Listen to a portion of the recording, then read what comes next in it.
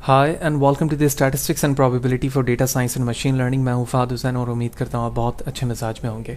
आज के सेशन पे हम जानेंगे कि लॉग नॉर्मल डिस्ट्रीब्यूशन क्या है। लिहाजा वीडियो को फर्दर स्टार्ट करने से पहले मैं बताता चलूं कि इससे रिलेटेड प्रीवियसली जितनी वीडियो हैं वो बड़ी इंपॉर्टेंट है, जहाँ पर हम डिफरेंट टाइप्स की कंटिन्यूअस और डिस्क्रीट डिस्ट्रीब्यूशन को डिस्कस कर चुके हैं।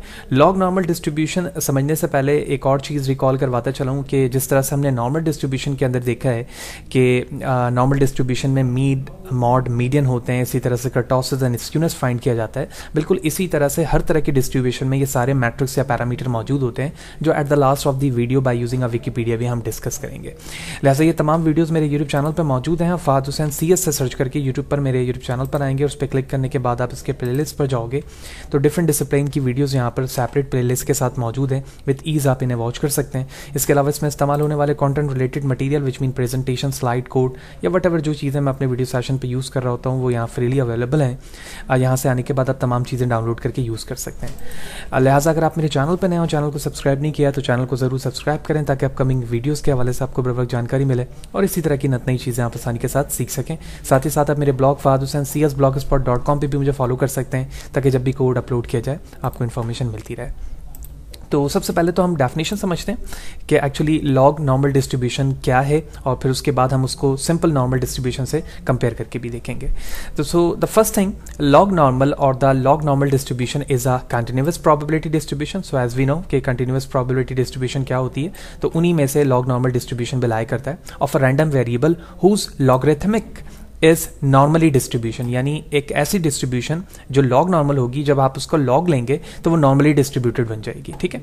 Thus if the random variable x is a log normal distribution या distributed, then y equal to log n या फिर ln has a normal distribution. Equivalently, if y has a normal distribution, then the exponential function of y, x is equal to exponential of y, has a log normal distribution. यानी इसको reverse करके दिखाया जा रहा है कि अगर वो पहले log था तो नॉर्मल बनाया जा सकता है, और अगर नॉर्मल मौजूद है तो उसको log बनाने के लिए हम y equal to exponential of y मालूम कर सकते हैं। Has a log normal distribution.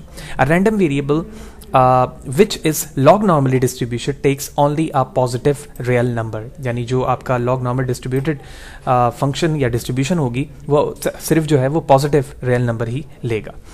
तो कंपेयर करते हैं इसको कि लॉग नॉर्मल डिस्ट्रीब्यूशन जो कि इस शेप में यहाँ मौजूद है, ये सिंपल नॉर्मल डिस्ट्रीब्यूशन पे किस तरह से इफेक्टिव होता है या किस तरह से मैच होता है। देखिए, हम जानते हैं नॉर्मल डिस्ट्रीब्यूशन का जो कर्व होता है वो सिमेट्रिकल होता है, यानी आप अगर उसको सेंटर से डिवाइड करेंगे तो 50% डेटा राइट, जबकि 50% डेटा आपके लेफ्ट साइड पर आता है। इसी तरह से इसमें जो पैटर्न्स थे, 3 टाइप्स जो हमने डिस्ट्रीब्यूशन पे देखा हुआ है, जिसको हम एम्पेरिकल रूल कहते हैं, वो भी इसमें मौजूद होता है और ये इसका PDF का फॉर्मूला था। जबकि अगर आप लॉन्ग नॉर्मल डिस्ट्रीब्यूशन को देखें तो इसकी डिस्ट्रीब्यूशन में ऑलमोस्ट इसकी डिस्ट्रीब्यूशन सिंपल नॉर्मल डिस्ट्रीब्यूशन से मिलती है, लेकिन सिर्फ प्रॉब्लम यहाँ पे ये है कि ये स्क्यूड होता है, जिसको हम राइट स्क्यूड कहते हैं। तो जो राइट स्क्यूड है, इसकी टेल यहाँ पर आई हुई है। इस तरह की डिस्ट्रीब्यूशन जिसमें राइट स्क्यूड टेल आई हुई होती है, इसको हम लॉग नॉर्मल डिस्ट्रीब्यूशन कहते हैं। The probability density function for the log normal is defined by the 2 parameters mu and sigma, where x is greater than 0, यानी जो रैंडम वेरिएबल वैल्यू है वो, यानी मीन और स्टैंडर्ड डिविएशन इसके 2 पैरामीटर हैं, बिल्कुल वैसे ही जैसे नॉर्मल डिस्ट्रीब्यूशन के होते हैं। इन दोनों में फ़र्क क्या है, अगर आप देखें तो यहाँ पर स्टैंडर्ड डिविएशन के साथ x की वैल्यू को मल्टीप्लाई किया जाता है, जबकि यहाँ पर जो x मौजूद है उस x का हम log ऑफ x लेते हैं। log ऑफ x से मुराद ये है कि नेचुरल log, जिसको हम log एक्सपोनेंशियल कह रहे होते हैं, इस तरह से लिख रहे होते हैं, log ऑफ e, ठीक है, नेचुरल लॉग लेते हैं। उस बाकी तमाम चीज़ें ऑलमोस्ट वैसी ही हैं। अब इस जो एक्सप्रेशन स्टार्टिंग में हमने देखा कि एक्सप्रेशन से मुराद ये है कि हम इंटरचेंजेबली देख रहे हैं कि y equal to ln x है, या उसको रिप्लेस करके x equal to exponential y लिखा गया। इसका मतलब ये हुआ कि अगर हमारे पास कोई फंक्शन है, अगर मैं यहाँ पर कहूँ कि if random variable x belongs to a log normal distribution, ठीक है, लॉग नॉर्मल डिस्ट्रीब्यूशन किस तरह से होगा कि अगर उसकी टेल राइट हैंड साइड पर आ रही होगी, और अगर मैं इस डिस्ट्रीब्यूशन को नॉर्मल डिस्ट्रीब्यूशन बनाना चाहता हूँ, ठीक है, क्योंकि ज़ाहिर सी बात है हमारा फोकस यही होता है कि हम किसी तरह की डिस्ट्रीब्यूशन को नॉर्मल पे लेकर आएँ। जब वो नॉर्मल डिस्ट्रीब्यूशन बन जाती है तो उसमें किसी तरह के भी एल्गोरिथम अप्लाई करना, प्रेडिक्शन करना हमारे लिए आसान होता है। तो मैं कहूँगा कि देन ए रैंडम वेरिएबल एक y में लूँगा जो बिलोंग होना चाहिए ln ऑफ x से, और जब मैं हम तमाम वेरिएबल्स जो कि यहाँ पर मौजूद है लॉग नॉर्मल डिस्ट्रीब्यूशन पे, उस x का मैं लॉग लूँगा, नेचुरल लॉग, तो ये कन्वर्ट हो जाएगा हमारे नॉर्मल डिस्ट्रीब्यूशन पे। बिल्कुल इसी चीज़ को interchangeably according to the Wikipedia किस तरह से लिखा गया है, वही चीज़ मैंने फर्स्ट स्लाइड पे भी रिप्रेजेंट की। अगर मैं इसे चेंज करूं तो ये हो जाएगा x belongs to exponential of y, यानी इसका मतलब ये हुआ कि इसी चीज़ को आप इस तरह से इंटरचेंज करके भी लिख सकते हैं। इन सिंपल वर्ड, अगर हमारे पास कोई लॉग नॉर्मल डिस्ट्रीब्यूशन है और उस लॉग नॉर्मल डिस्ट्रीब्यूशन के रैंडम वेरिएबल पे अगर मैं नेचुरल लॉग अप्लाई करूं तो वो एट लास्ट कन्वर्ट होकर नॉर्मल डिस्ट्रीब्यूशन कर्व में कन्वर्ट हो जाएगी। इसकी क्या क्या अप्लाइड एग्जाम्पल हो सकती है? अगर आप इस डिस्ट्रीब्यूशन को देखें तो इस डिस्ट्रीब्यूशन पे फॉर एग्जाम्पल अगर ये हमारा मीन एरिया है, तो हम जानते हैं कि इस मीन से हम इस तरफ जाएंगे तो पॉजिटिव वैल्यू और इस तरफ जाएंगे तो नेगेटिव वैल्यू है। तो हम इस डिस्ट्रीब्यूशन पे कुछ वैल्यूज़ को अपने टेल, राइट हैंड टेल पर देखते हैं। इसका मतलब ये हुआ कि रियल लाइफ में बहुत सारे ऐसे एम्प्लॉय होते हैं जिनकी सैलरी जो होती है वो काफ़ी ज़्यादा होती है। जैसे बहुत सारे एम्प्लॉयज़ होंगे जो मीन के करीब होंगे, लेकिन अगर आप किसी ऑर्गेनाइजेशन के CEO की बात करें, ठीक है, डायरेक्टर की बात करें, तो इनकी सैलरी ऑलमोस्ट जो है काफ़ी ज़्यादा होती है, मिलियंस में होती है। तो यही वजह है कि इस डिस्ट्रीब्यूशन पे हमें उन लोगों की सैलरीज जो है इस तरफ दिखेगी। इसी तरह से कुछ कमेंट्स मैंने एग्जांपल के तौर पे लिखा है, the length of the comments people living online. तो बहुत सारे कम लोग हैं जो आपके वीडियोस में, जैसे फॉर एग्जांपल दिस वीडियो के अंदर जो है वो कमेंट्स करके बताएंगे कि हमने ये वीडियोस वॉच की है और वो किस तरह की हमें लगी।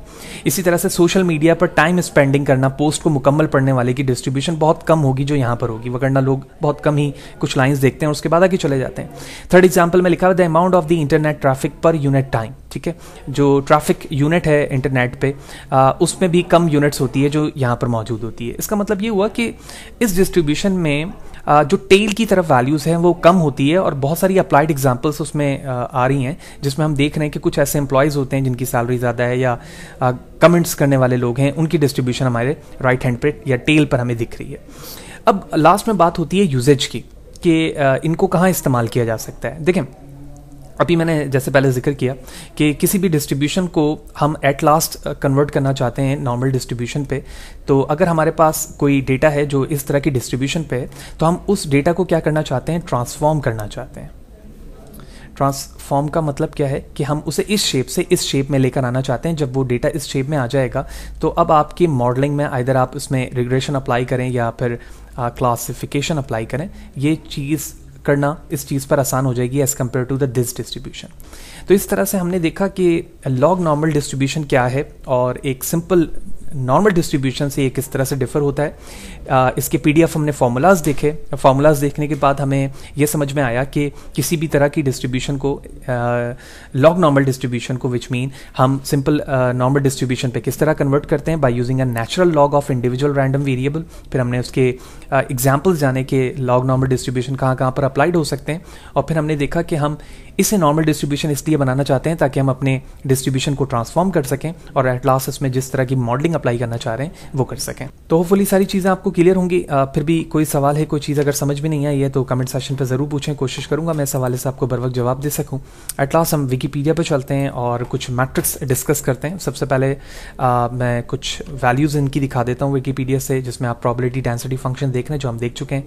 मीन, मॉड, मीडियन मौजूद है, वेरियंस, स्क्यूनेस यहाँ पर मौजूद है जो फ्रॉम द स्टार्टिंग हम नॉर्मल डिस्ट्रीब्यूशन पे भी देखते हुए आ रहे हैं, तो वही चीज़ें इस पे भी अप्लाई होंगी according to the formula. The first slide image पर अगर आप देखें तो यहाँ पर आपको डिफरेंट फॉर्म पर डिस्ट्रीब्यूशन दिख रही है। अगर नॉर्मल डिस्ट्रीब्यूशन से मैं इसको कंपेयर करूँ तो आपको याद होगा कि जो हमारी मीन और स्टैंडर्ड डिविएशन की वैल्यूज़ होती हैं वो आपकी डिस्ट्रीब्यूशन को मूव करती हैं, यानी from the left to right और राइट टू लेफ्ट। तो इसमें अगर आप राइट को देखें तो इसमें आपकी मीन की वैल्यू 0 है जबकि स्टैंडर्ड डिविएशन 0.25 है। तो ये ऑलमोस्ट नॉर्मल डिस्ट्रीब्यूशन पे, लेकिन इस कॉर्नर पर आप यहाँ पर टेल होते हुए देख रहे हैं, जबकि स्टैंडर्ड डिवीजन 1 म्यू 0 की है तो काफ़ी बड़ी टेल है, और म्यू को जब हम कम कर रहे हैं तो उसकी टेल की वैल्यू कम होते हुए हमें यहाँ पर दिख रही है जबकि म्यू 0 है। तो ये डिस्ट्रीब्यूशन हमें बता रही है कि मीन और स्टैंडर्ड डिवीएशन के चेंज होने की वजह से भी जिस तरह से नॉर्मल डिस्ट्रीब्यूशन पे कर्व मूव हो रहा होता है, बिल्कुल इसी तरह से लॉग नॉर्मल डिस्ट्रीब्यूशन के अंदर भी ये मूव होता हुआ दिखता है। तो नेक्स्ट सेशन पे मिलते हैं, फिर हम देखेंगे कि अदर कंटिन्यूअस डिस्ट्रीब्यूशन कौन कौन सी हो सकती है जो डेटा साइंस, मशीन लर्निंग या डीप लर्निंग में यूजफुल साबित होंगी। सी यू देयर।